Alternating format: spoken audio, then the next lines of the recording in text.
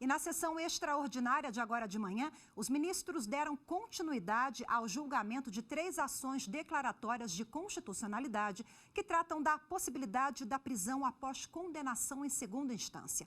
E quem acompanhou o julgamento e traz agora ao vivo as informações é o repórter Gabriel Ciafrei. Olá, Gabriel, muito boa tarde para você. Atualiza a gente como é que foi essa manhã agora no STF. Oi, Rafaela, boa tarde para você, boa tarde a todos. Pois é, após o voto do relator das 3 ações declaratórias de constitucionalidade, o ministro Marco Aurélio, votando contra a prisão após condenação em segunda instância, o julgamento foi suspenso pelo presidente do STF, o ministro Dias Toffoli. A previsão é que o julgamento seja retomado agora na sessão da tarde com o voto do ministro Alexandre de Moraes. Antes disso, antes do voto do relator, foram retomadas as sustentações orais que haviam sido suspensas na semana passada. 2 amigos da corte que ainda não haviam falado na tribuna foram ouvidos. A Procuradoria-Geral da República e a Advocacia-Geral da União também se manifestaram e deram seus posicionamentos sobre essa questão da possibilidade de prisão após condenação em segunda instância ou não. Acompanhe agora todos os detalhes na reportagem. O primeiro amigo da corte a falar na retomada do julgamento foi o Instituto dos Advogados de São Paulo. O representante do IASP defendeu que as prisões de condenados devem ocorrer somente após o fim dos recursos apresentados à Justiça, com base na presunção de inocência. Ninguém será considerado culpado até o trânsito em julgado da sentença penal condenatória, pois a presunção de inocência, excelentíssimas ministras, excelentíssimos ministros, ela se expressa pela liberdade e ela representa a dignidade da pessoa humana. O Instituto dos Advogados Brasileiros foi o último amigo da corte a fazer a sustentação oral. O representante do Instituto citou a Constituição Federal para defender as prisões apenas quando houver o trânsito em julgado das ações penais condenatórias. Ninguém será considerado culpado. Ninguém será considerado culpado até o trânsito em julgado da sentença penal condenatória. Senhor presidente, senhores ministros, senhoras ministras, é absolutamente óbvio que esse dispositivo não se submete a nenhum tipo de interpretação. Esse dispositivo é regra a ser seguida. O advogado-geral da União, André Luiz Mendonça, defendeu a validade da prisão após condenação em segunda instância e citou as garantias fundamentais previstas na Constituição Federal. Eu preciso pensar no direito individual das vítimas. Quem defende o direito individual das vítimas? Quem defende o direito de ir e vir das vítimas? O direito à vida das vítimas? O direito dela sair do trabalho e ir com segurança num transporte público? Saber que seu filho foi com segurança para a escola? Eu vi várias defesas dos direitos individuais. Não vi defesa do direito das vítimas. É coerente com a Constituição o principiar a execução criminal quando houver condenação em segunda instância. Ao pedir a manutenção da jurisprudência de permitir a prisão após condenação em segunda instância, o Procurador-Geral da República, Augusto Aras, destacou a importância da rápida execução da pena. O recurso inerente ao contraditório e à ampla defesa é, por natureza, segundo a melhor doutrina da Tavênia, o recurso de natureza ordinária, considerado o tempo de tramitação dos processos judiciais no Brasil e as inúmeras possibilidades recursais, bem como os corriqueiros recursos protelatórios, as medidas de obstrução da justiça e o indesejável, mas frequente abuso do direito de defesa, ou melhor, dos recursos. Não se pode fechar os olhos para a realidade do sistema processual penal brasileiro.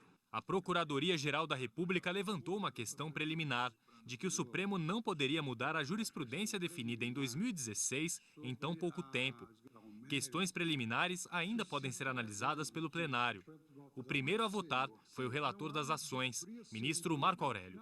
A culpa surge após alcançada a preclusão maior. Descabe inverter a ordem natural do processo crime. Que ordem natural é essa? Apurar para, selada a culpa, prender em verdadeira execução da pena. A literalidade do preceito não deixa margem a dúvidas. Culpa é pressuposto da sanção, e a constatação ocorre apenas com a preclusão maior.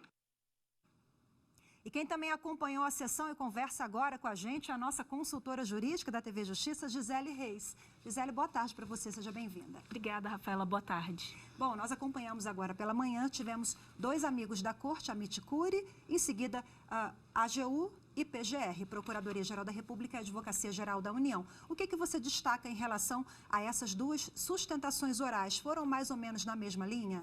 A Advocacia-Geral da União e também o Procurador-Geral da República, eles, na verdade, sustentam que eles têm realmente o mesmo entendimento no sentido de que seja possível executar a pena logo após a decisão em segunda instância, ou seja, aquela que for proferida por um tribunal de justiça ou por um tribunal regional federal. Então, de acordo com o entendimento tanto da Advocacia-Geral da União quanto da Procuradoria-Geral da República, essa execução imediata, ela não ofende o princípio da presunção de inocência, porque a partir do momento em que se tem a condenação, a sentença que condena e que é confirmada em segunda instância, se tem a declaração da culpa e a consequência da declaração da culpa seria exatamente a execução desta pena imposta.